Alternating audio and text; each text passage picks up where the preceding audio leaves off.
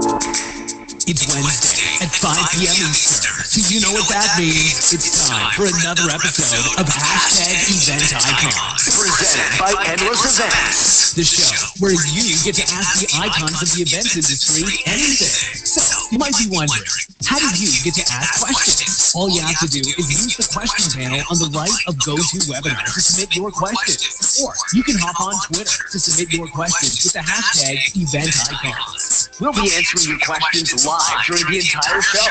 Before we get started, the more people we have watching, the better conversation we can have. So please help share #EventIcons on Twitter and Facebook. Just tell your friends to watch at www.event-icons.com. Now, without any further delay, this is #EventIcons with your hosts, Will Curran of Endless Events, Laura Lopez of Social Tables, and Grant Kruger of Event Technology Consulting. Hello, everyone. Thank you so much for joining us today. I am Liz King Caruso, and I get to be your guest host today. This is my second time I've had the opportunity to be on the Event Icons podcast, and I'm super excited to be with you guys. And today we are interviewing one of my all-time favorite event technology companies. They're a company that I've known for many years, since the co-founders, I remember, took me out to lunch when I was still working full-time at Columbia University, and they showed me their mobile app.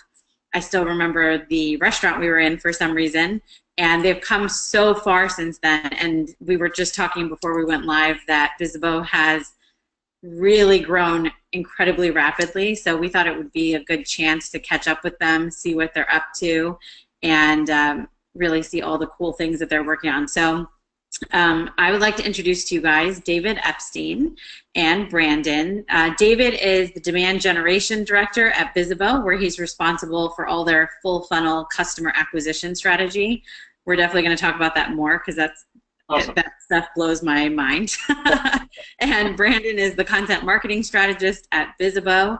He manages the Bizzabo blog, educating readers on event trends, best practices. I'm sure you've seen a lot of the content that he has worked on in your social feed. So welcome, guys. Thank you so much for joining us today. Thanks for having us, Liz. Great to be here. We're really excited to get to know you guys a little bit better, and also to talk about Bizzabo. But let's start on the personal side. I would just love to hear from each of you kind of how you got started in the events industry.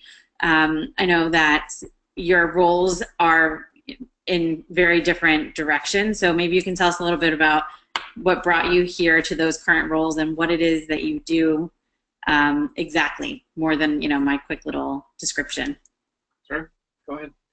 Sure. Well, I guess I've kind of always been in the events industry to some extent. Originally doing a lot of theater, which I think captures a lot of the same energy and a lot of the same characteristics of live business events even. So I have a background in doing that and just loving that live experience. And then when I was in college, I worked with the event planning arm of the student union. It was this giant organization, and we would plan events, and I was involved in a lot of the customer-facing side of it. So been in it for a very long time, and have a background in marketing, so Bizzabo is a good fit. And before Bizzabo, I was a management consultant at a company called Kantar Vermeer, and I specialized in marketing strategy and training marketing teams at Fortune 500 companies to be basically competent in the digital world. Like a lot of these clients, they would have great marketing capabilities, but it was not uncommon to have people working there for 15, 20 years, and every now and then it was important to kind of revamp their skill sets or restructure the teams to be more effective for the modern way that people like to get to know brands and purchase things. And I joined Bizzabo about 3.5 years ago. At the time, there were 4 other people in a small office in a WeWork building in Soho. And there were about 10 people in our other office in Israel, working as either software engineers or product managers or HR. And I've grown with the company just as much as Bizzabo has grown. And so now I manage our customer acquisition strategy. So I oversee basically how do people learn about Bizzabo, and when they do learn about us, are we talking to the right people, and are they converting from a website visitor to a lead, and then from a lead are they becoming a customer? And I guess the best way to think about it is I try to create a customer journey or oversee the customer journey in such a way that it's very value-adding to the person in that experience, right? So making sure we're talking to people who are going to really benefit from the platform in the first place, and then when we do begin that conversation, make sure that they're introduced to some of the things that Brandon's working on, whether it's content or ebooks or webinars or a live event that other people on our team are planning and running, and then eventually, making them familiar with how we can help them run better events. Now, I remember back in the days when I first sat down with Alon and Eran, that was, I think it was even pre-WeWork days before you were involved. So it has come a long way, but can you talk about how Bizzabo got started in the very beginning, kind of what the product was and the value they brought to the industry? Totally. It's fun to hear that story. I don't even recall that. As you said, it was way before I was even here. So Bizzabo was founded in 2011 by 3 entrepreneurs who were going to business school, and at the time they were going to a business school in Israel, and they were attending a lot of different events. Basically, they were trying to think about what their project should be. Basically, like the final part of this program, you create and launch a business to kind of learn what it takes to actually start a company. And so they were attending a lot of professional events, and they just thought the experience was broken. They were handing out business cards or receiving business cards and writing information on scraps of paper and losing it, and it wasn't it was difficult to see the event agenda, to find where to go to the next session, and to even identify who they should talk to in the first place. So from that experience, from that pain point, rose Bizzabo, and at the time we were a mobile app. We were an event app only.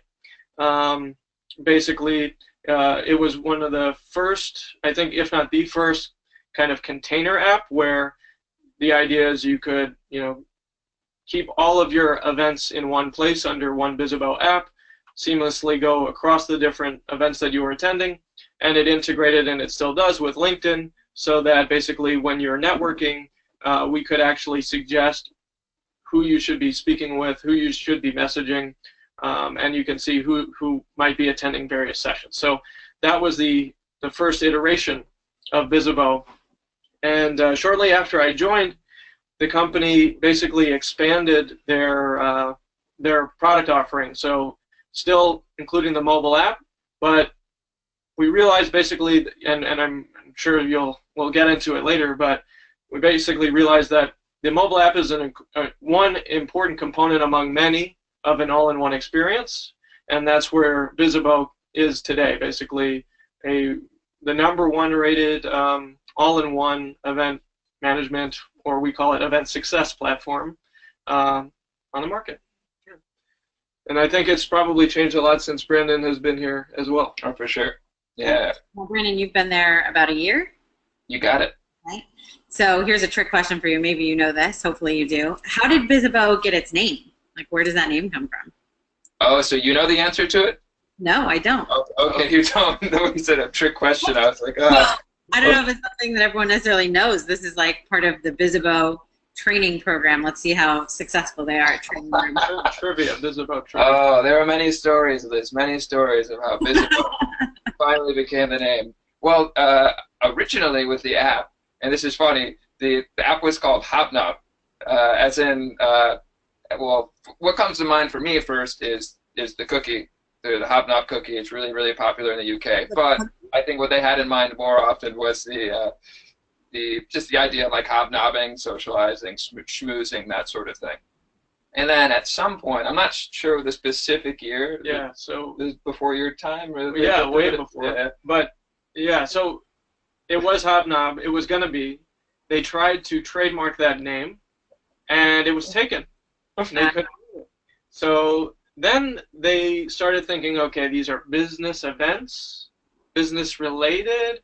Bizzabo. That's right. And it's sort of, I mean, I think it's very perfect where it ended up, because it's professional, but at the same time sort of playful. And as I'm sure you would say, being someone who's interacted with us personally and the brand, that's what we're shooting for. Yeah, it sounds like one of those names that, like Texie Talk, came up over a night of drinking. Someone brought it up. I know with Texie Talk, we were like, that's a horrible name. And then the next day, you're like, you know what? Maybe we'll keep it. But that's great. So as you mentioned, Bizzabo has evolved a lot over the last several years. I guess it's been 6 years officially. Brandon, can you tell us where Bizzabo is right now? Sure. So I guess, again, I've been here for a year, and just in that time, it's been crazy just to see the amount of growth in terms of the amount of customers, the size of the customers, bigger companies, bigger brands. When he started off, I recognized a lot of the brands. I knew some, but then got to a point where I was like, whoa, this is a customer of ours. It's really exciting. So there's that. Also, both offices in New York City and Tel Aviv have grown a lot. So that's happened a lot. And it just I imagine any other organization, there's been a lot more scaling and different practices and new roles emerging to help lead us forward. So that's where I'd start off. But Dave, what would you like to add to that? Yeah, so from a business perspective, I think Brandon summed it up well. It's a very exciting time to be a part of Bizzabo, but also to be a part of a group of companies that are really disrupting the events industry and that are providing some really exciting and compelling new technologies. And I think we all feel very fortunate to be a part of that at this point in time. And in terms of the product, a lot has changed, of course, since the days of the app. And the reason that change occurred is, this will probably help you and listeners understand where we are, where we're going. The reason the change occurred was we realized that, the event tech space is really broken. At the time, and still today in many cases, organizers are using a full stack of different tools that have siloed information, siloed experiences, and that experience, that reality, first of all, can be very frustrating to use as an event planner, which is already the 5th most stressful job in the world, as all of your listeners know already. But also, it makes it very difficult to work efficiently. So you're trying to update, let's say, the agenda on your mobile app, and then you have an event website with a totally different agenda that you need to update there in terms of look and feel and how the CMS, like the content management system, is working. And then, or a speaker changes their profile image, and you need to change that on your website and your email templates, on your mobile app, on your social media content. And if you're using 4 different tools to manage each one, you just turned what should take you 2 seconds into a 30-minute process. Then you think about that for much bigger things, and you suddenly realize, wow, this is broken. And we look at other industries. So, Salesforce changed sales by unifying that experience, the CRM, the customer relationship experience, in one place. And now they actually changed how people sell to all sorts of different companies. Right, and then with marketing, you have the idea of HubSpot taking all these different, HubSpot and Marketo, taking all these different processes that, again, you usually would have to do individually. You'd have to manually export data. You'd have to use maybe 5 different programs to get the same marketing work accomplished with emails and workflows, and they combined it all into one integrated platform. Yeah, and we see the same thing in HR and a countless number of industries. And so what we realized was what the event organizer and the event marketer deserve and need is an all-in-one solution that, first of all, is easy to use, is sophisticated so that it can scale to all sorts of different types of professional events, but also when we unify that technology in one place, it also allows the organizer to provide the attendee with like an amazing, astonishing experience, right? That's much more seamless. So if you think about it, you can register for an event, let's say, in an all-in-one world. You register for the event as an attendee. You're automatically, you can register with a click of a button by just using your LinkedIn information. A profile can be created automatically in an event community that you can access on the web or mobile. You get a personalized email suggesting the certain sessions that you should attend or showing you mutual connections who are attending those sessions. And then at the end, you get, during the event, again, you're getting curated information that's helping you to make rich connections with people, to find the right sessions to attend, all in your pocket. And after the event, you're getting targeted messages that are adding value to the experience, or a segmented email with a survey specifically for you. And basically, this all-in-one approach is empowering, is improving the experience of all different stakeholders: the organizer, the attendee, sponsors, exhibitors. And so that's where we are today. So we're focused on building that platform. Right now, it exists in full. And in the next quarter and next year and beyond, it's about taking the key elements of what's required, so what's already in place, and now building on top of it features and things on the roadmap that I can't talk about yet, but that you'll be hearing about later, that are things that people don't even think about when they think about event technology, like predictive information, cross-event information that can really make you successful and can actually benchmark your performance. All sorts of, our vision entails all sorts of things like that. And so because of the tool, we get all of the great growth that Brandon mentioned, because I think people realize and are hungry for that kind of experience now. Yeah, absolutely. I wonder if you can give me kind of a peek into these evolutions, because I have seen the product evolve, and you've talked about kind of where you are now. But one of my frustrations with event technology is that that someone introduces a new product to the market, and then it just kind of stays the same product for years. And like you said, the event tech world is changing dramatically. The event industry is changing dramatically. Yeah. I know that you guys have eventivation, which is, maybe you can talk a little bit about that, but maybe that's a component. But how are you guys making these changes and keeping them so in line with what planners really want? Because I think a lot of tech companies have a hard time tapping into the life of an actual event planner and where our challenges are, and then developing around that to really create something that helps us. I'll take the customers and you take eventivation. Deal. All right. So in terms of the product, the changes, I think you actually got it. You hit the nail on the head. It's about being very close to the customer. And your anecdote about meeting the founders when we were launching the first version over a meal is exactly what we do today, just on a bigger scale. We just talk to more people, but we're really I think actually it starts from the culture. Like our culture, the reason that we exist is to make event organizers, event marketers, our users, to make them better at their job. That's why we come to work. And that's why people are so passionate about what they do when they work at Bizzabo. It's not about, corporate growth and revenue. I mean, those are important things for us to survive and to be able to provide that solution. But what we're all motivated by in all teams is making that individual, that user, successful.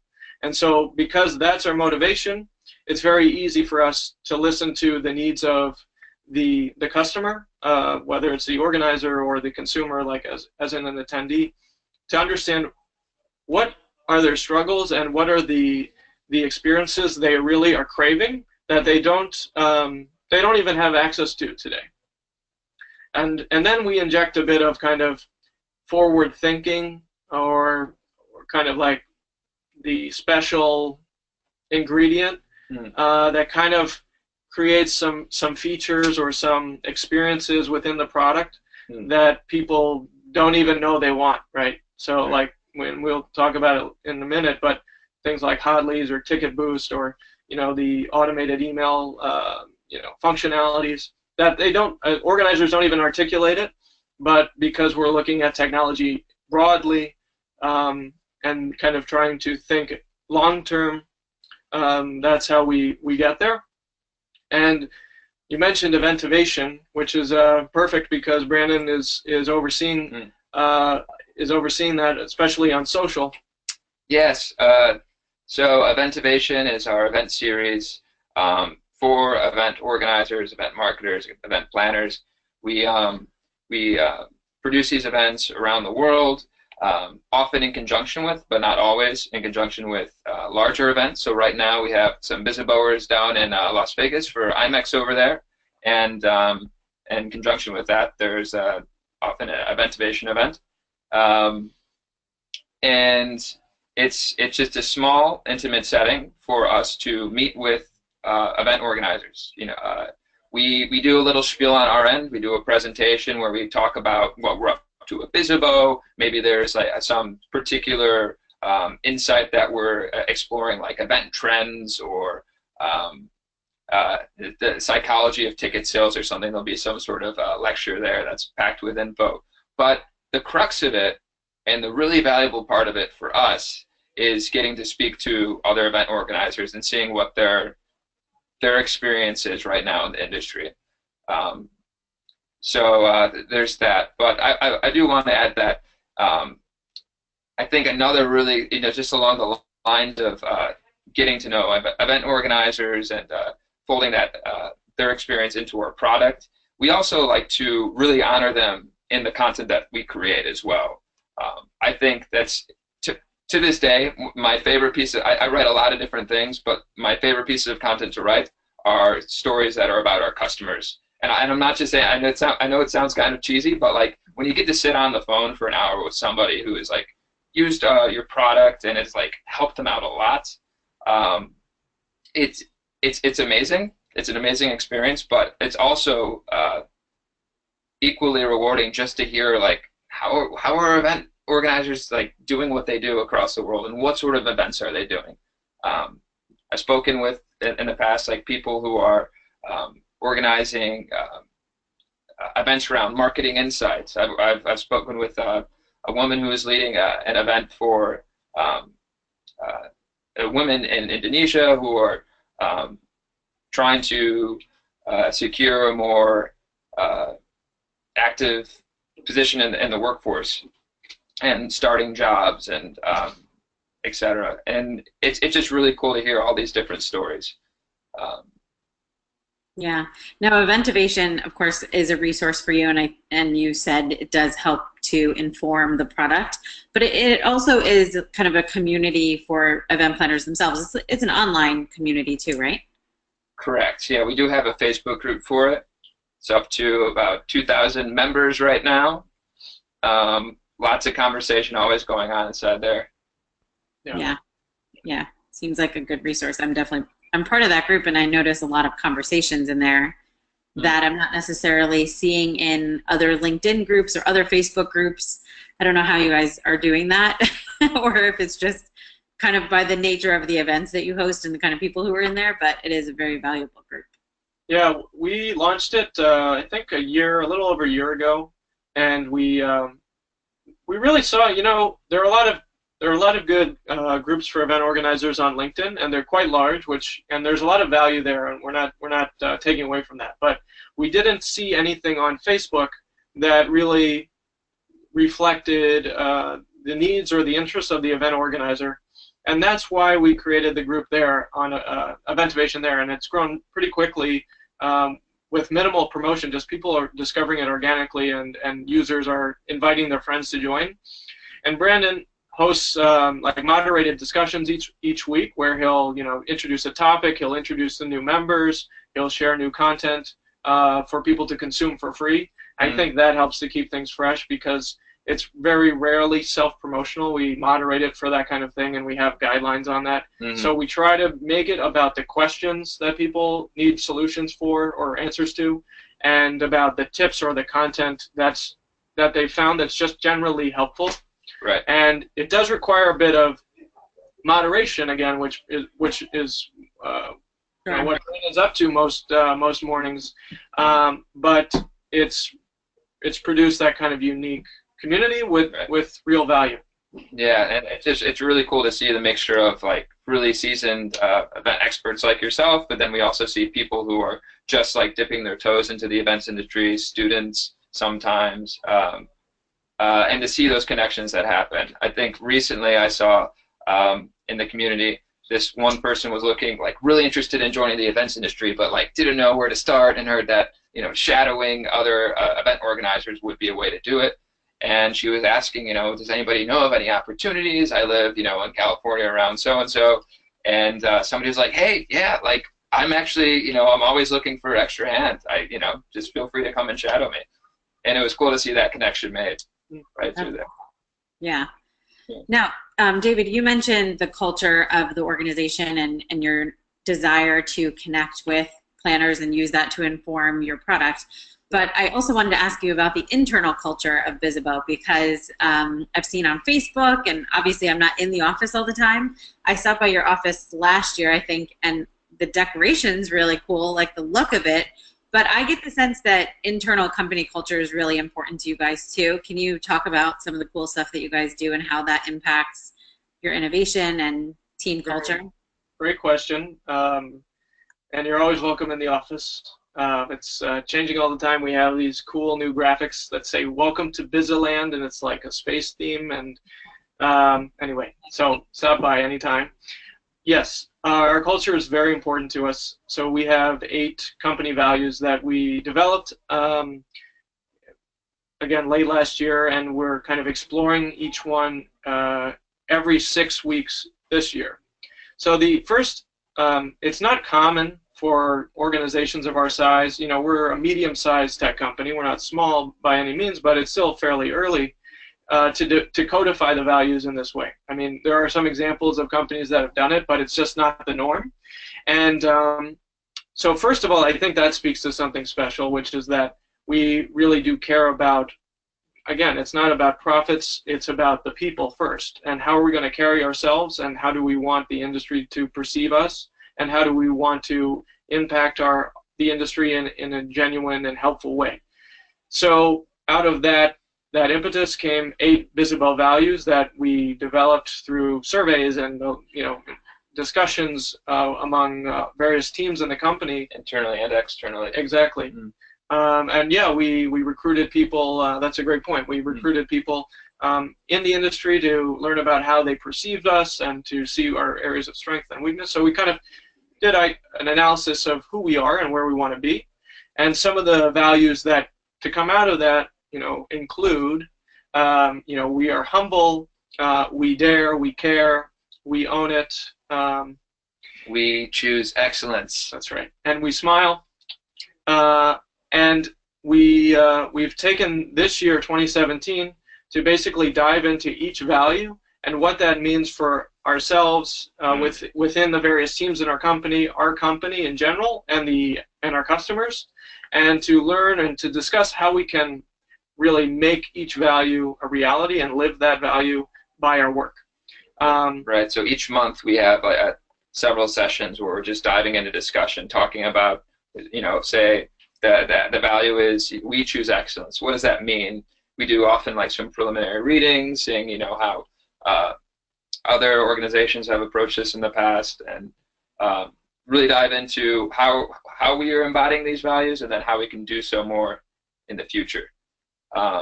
So really just making it more than lip service and diving in, because of course values, again, it can be something that comes across as cheesy. Yeah. It's something easy to say, but as Dave said, we're really trying to embody it. And what about some of the fun stuff that you guys do in the office for the employee? Well, we recently had we participated in a tech crawl, which was it was a recruiting event put on by a recruiting agency, and they organized several companies together to basically, it was a bar crawl, but instead of going to a bar, you go to an office and you get to speak with the people there and learn what it's like, from the inside, which is very cool. And so each office did their own thing. That's right. And we heard that we were pretty fun. Yeah, people enjoyed it. We had a special cocktail. Well, first the theme was outer space. Yes. And so to kind of work within that theme, we had a bartender who was actually one of our Bizzaboers, and she developed a cocktail called Lunar Landing, which is like it's blue colored. What's in it, like vodka or I forget. I believe it is vodka. It was blue curacao and then linnets. If you're familiar, it's like the French sweet fortified whatever. Anyway, so there was that. There was a green screen where we put a Bizzabo outer space motif behind each picture, and it was a lot of fun. And we also got to share what Bizzabo is about with all of these very talented people who stopped by. Yeah. And yeah, so we do those kind of things. We call it either Bizza bonding. We put Bizza in front of many words, by the way. A lot of words. Where it's like an office bonding activity or some sort of recruiting event. And also we're an events company. We love events, and so we try to treat them, and we try to make amazing events. Just to, first of all, to understand what our customers go through, and because we care ourselves, a lot of people at Bizzabo were previously event organizers themselves. So that pays off. It definitely for pays the rest off. of us. It's definitely makes it a little easier to put all these things together. Nobody organizes a holiday party like a former event planner. That's right. 'Tis that time of year. Oh, yeah. Definitely party season. All right, so let's shift a little bit because I wanted to ask you guys about these new Apple guidelines. A little less fun talk, but something that I know a lot of people are talking about in the events industry. I've been trying to keep up with it myself, and I would love to hear your take. But essentially, my understanding is that the Apple gods have decided that white label apps are no longer acceptable, and I think that's something that's super popular in the industry. I remember I was actually just talking to someone yesterday about this and talking about like single multi-use event apps and how Bizzabo used to be a platform that integrated with like Eventbrite, for example, and would just pull in everything, and then you just download Bizzabo and access multiple events. Clearly that's not your platform anymore, but what are your thoughts on this? And what do you think event planners need to be looking out for? What are things we need to know? Do you really think it's that serious, or everyone's just freaking out for no reason? Yes, great question, and I know a lot of people are thinking about this as they're looking at Q4 in 2018 and what their tech stack should look like. So let's, a little context, I guess. So first, we got in touch directly with Apple and a couple of senior people who manage the Apple App Store and who are very familiar with the guidelines. The guideline we're talking about, if you want, for listeners who are really studious and want to go and look at the policy themselves, it's number 4.2, and within that it's 4.2.6. So that 0.6 is the latest addendum to the policy. Mm-hmm.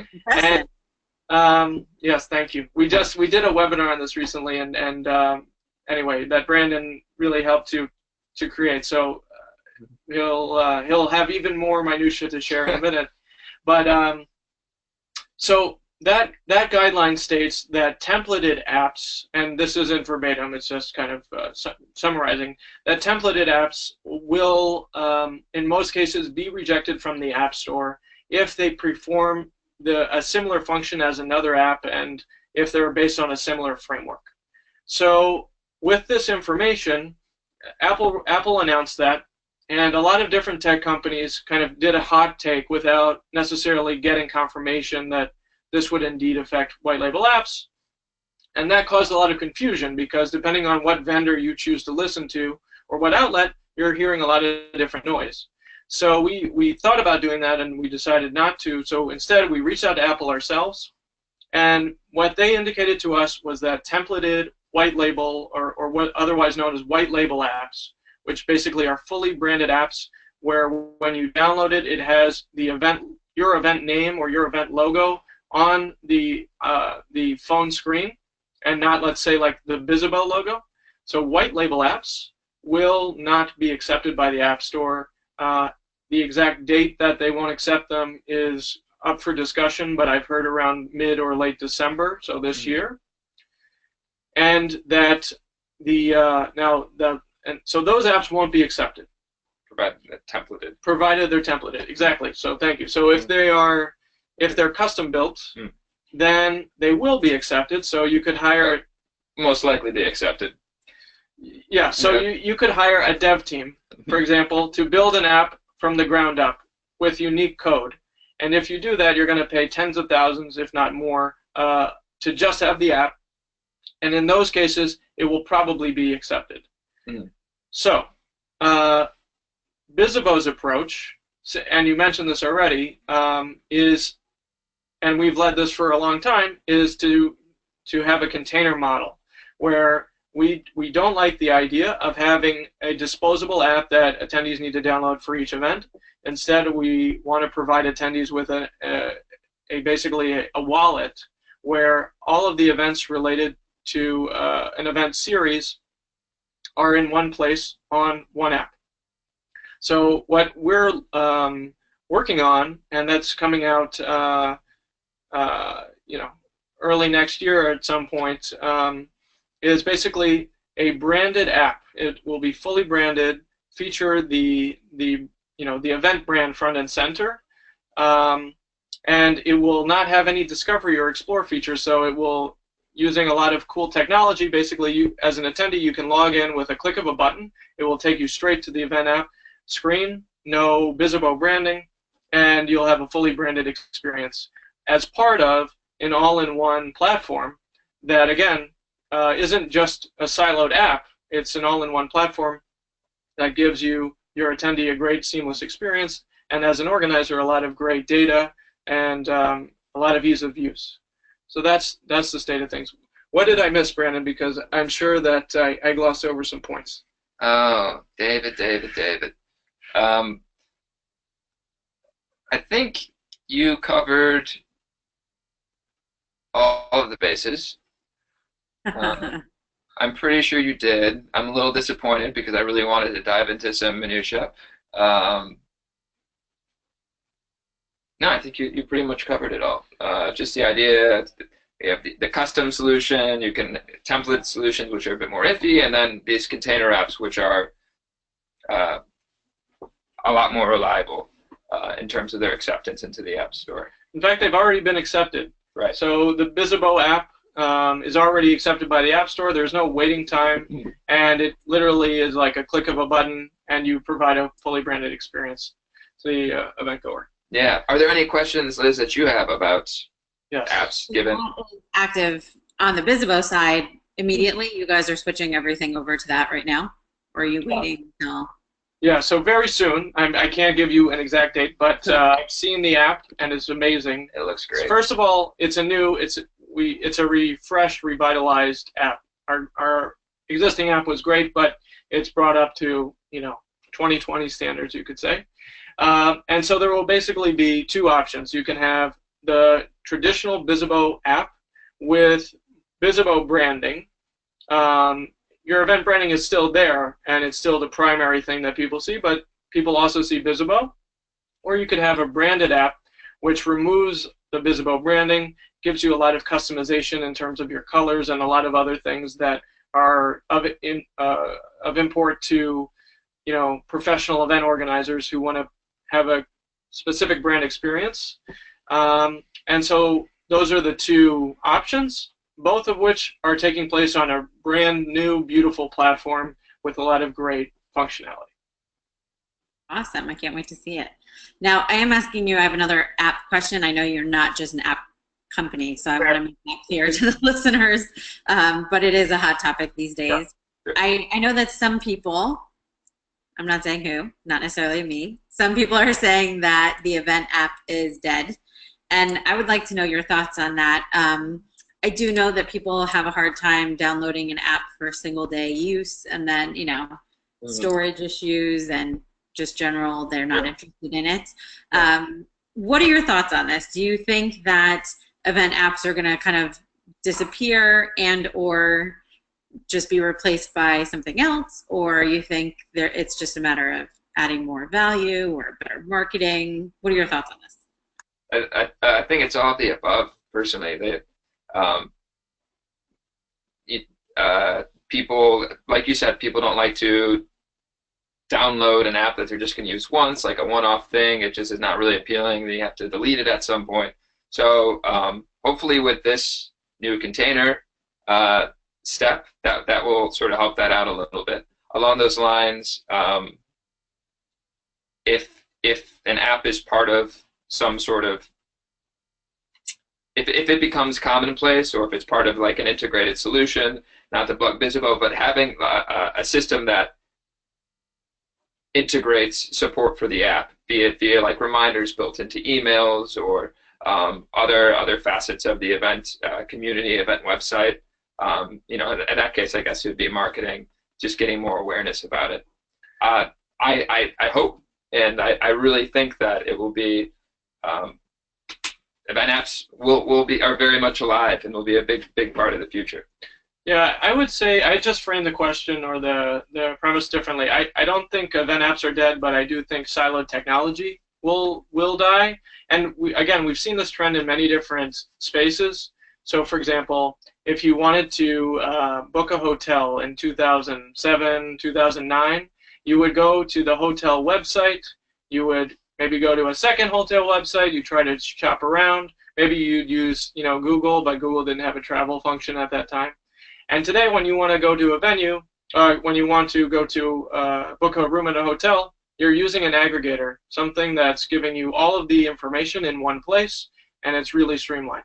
So those old, again, standalone hotel apps that you might have downloaded before are gone, and instead it's a all-in-one solution. Or you can think e-commerce. Right? Now you just go to Amazon. Amazon has everything. It's all in one. It's seamless. It's almost a magical experience for the end user. That's the approach with event apps that will be successful. I don't think there's a better alternative to deliver information to the attendee during the event than through an app. You could do printed material. That is unacceptable to many brands. It's not aligned with the future or future thinking or what event goers want. They want to be on their phone. There's no better place than your smartphone. I mean, people spend hours on it every day. Yeah. You could offer them a web-based platform, right, where you go to a website on your smartphone, but that's not optimized for mobile. You're losing a lot of functionality that can't be built into a web platform. And also, there's a lot of challenges with privacy, discoverability, and it just looks ugly in most cases. So the only real option is to use an event app that is providing enough value that the attendee really wants to have it on their phone. And I think we just have seen a lot of vendors produce apps that attendees are not finding the value in long term. I think once they start seeing that value, things will change, and this discussion will change to something else is dead. Exactly. I completely agree with you. I think it's a conversation that's happening, but there's a lot of other pieces to it. Yeah. But I think that there's a lot of companies, and obviously you guys can't talk about your competitors or talk to what they're doing, but I think this is making a couple of companies think twice about, I think they're scrambling at this point because they don't have a more integrated solution, and this is going to be an issue for them. Yeah, I think it was hard to anticipate Apple coming out with this ruling. Again, we've thought about it for a long time. That's what Bizzabo was at the very beginning before the pivot. And, we'll see what happens. But the market is consolidating generally, and we've seen that with the Vista acquisition of Cvent and the merger with Lanyon. eTouches was recently acquired, and we've seen that, all sides of the event tech space. And I think just organizers want simplicity. They don't want to have a bunch of different tech vendors. They want to have a few on their kind of menu that are all very high quality, all in one. And I think that's where things are going generally. Yeah, I completely agree. So, all right, let's move away from the app conversation. And I do want to talk about kind of the marketing tools that you have built in, because I think that's super unique, not only for, companies that have the app plus, you guys have the website and the management tools, but the marketing is even unique, I think, to some just general ticketing companies. Yes. When you look at the ticketing piece, you're still innovating in that area. So can you tell us a little bit about some of the features that you guys have and how that works for planners? Sure. I guess we'll start with Ticket Boost. Ticket Boost, really cool feature that leverages social media in order to promote your events, in order to promote awareness, and also hopefully drive registrations. And how that functions is that if somebody registers for an event, they have the option to share that they registered for the event on their social media accounts. And when they do so, they will share a link towards registration page for the event. And the organizer has the option of saying, okay, I want to give this person a discount if somebody signs up through that link, or they can do a double-sided incentive where not only does that person get a discount, but the other person gets a discount as well. So just incentivizing people sharing and promoting events, sort of making your attendees the ambassadors of your event. So Ticket Boost there. Anything else you'd like to add about that? Sure. I mean, a lot of these features are coming out of other parts of marketing best practices. There are things that we do at Bizzabo that are working well to, on the demand gen front, or that we know are working across industries in terms of, again, marketing, creating awareness, automating the experience of the attendee, which makes it much more scalable.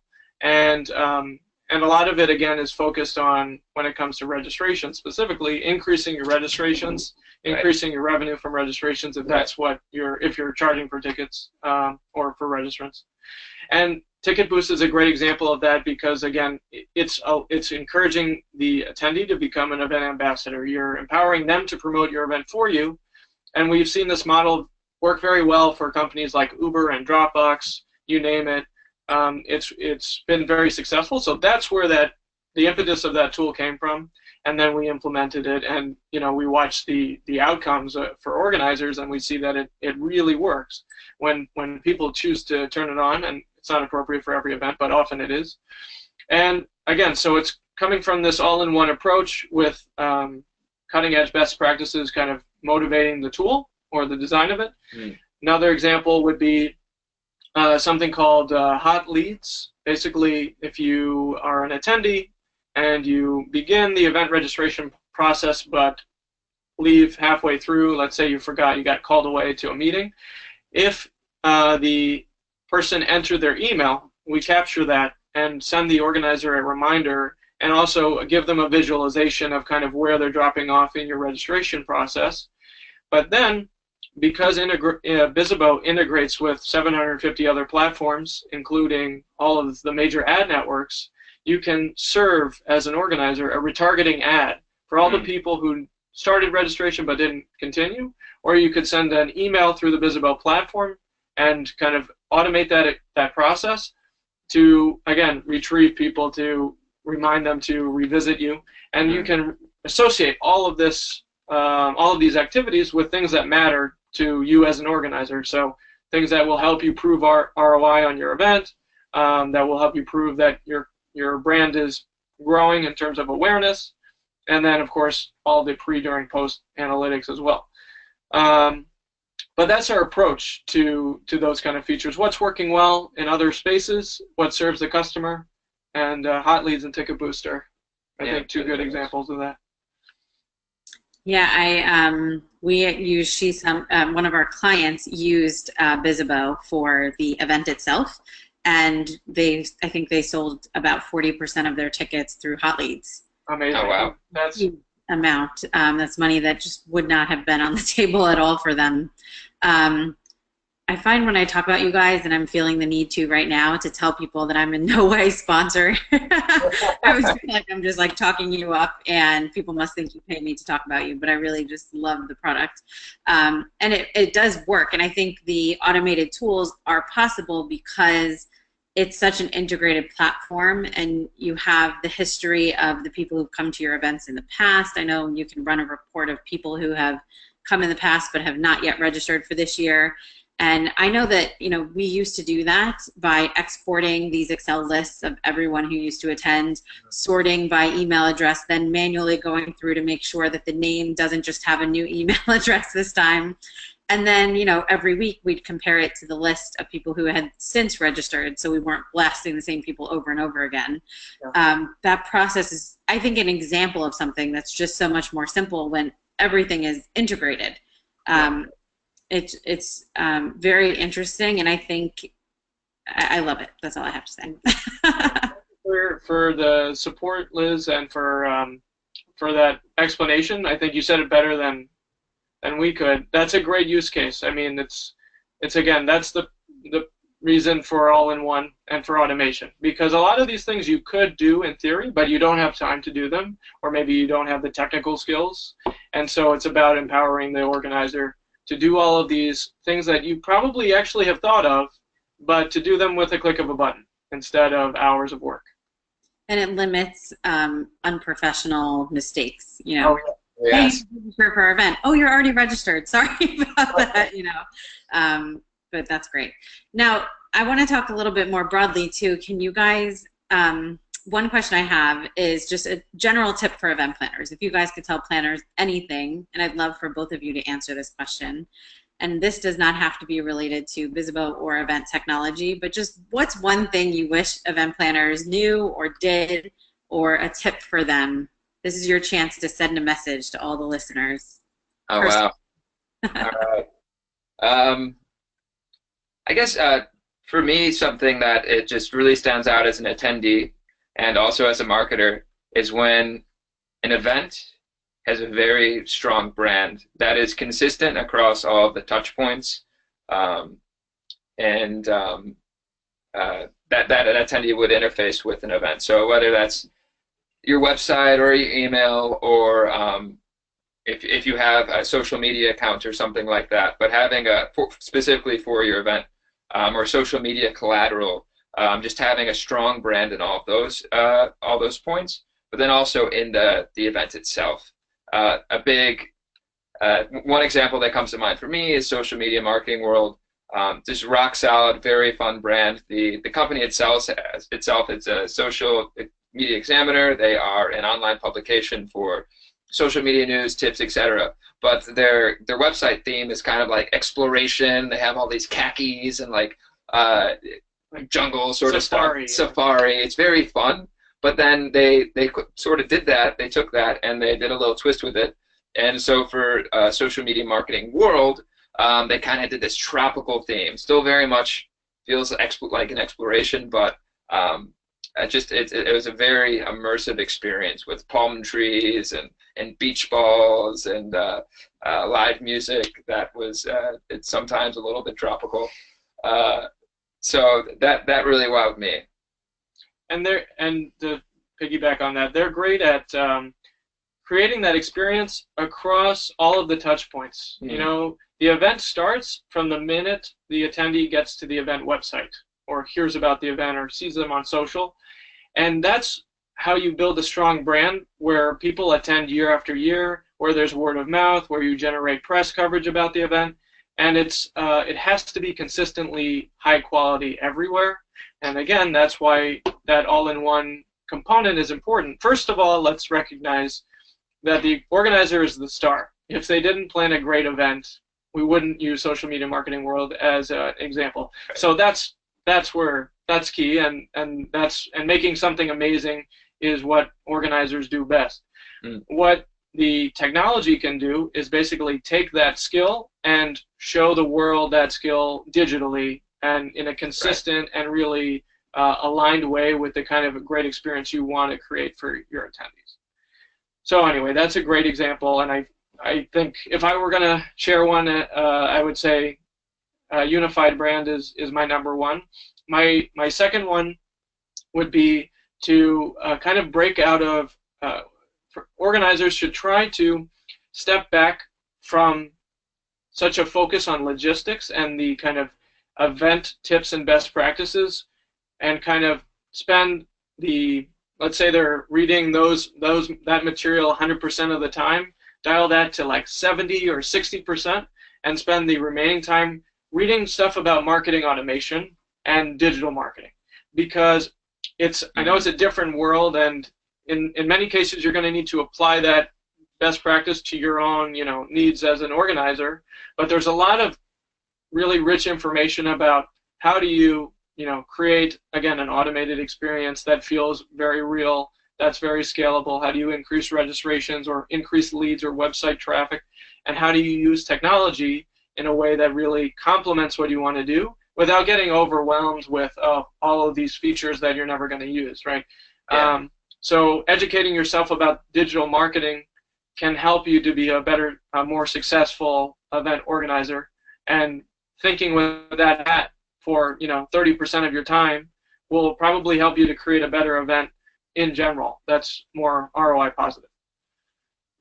That's really good advice, and I think I tell planners all the time, it's that you've got to have your focus on logistics, but now we are content producers and digital marketers.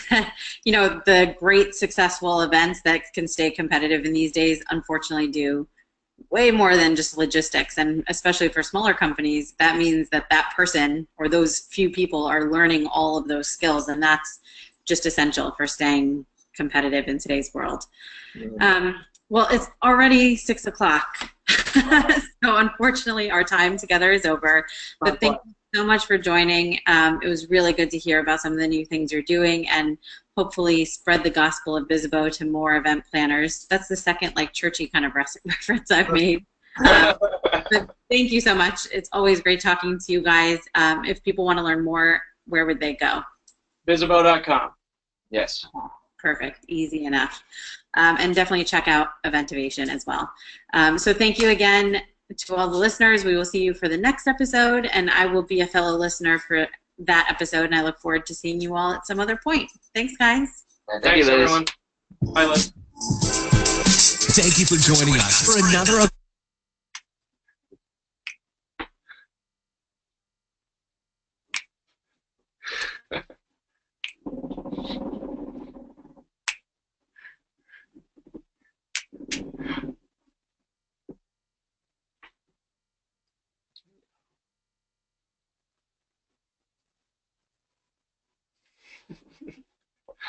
This is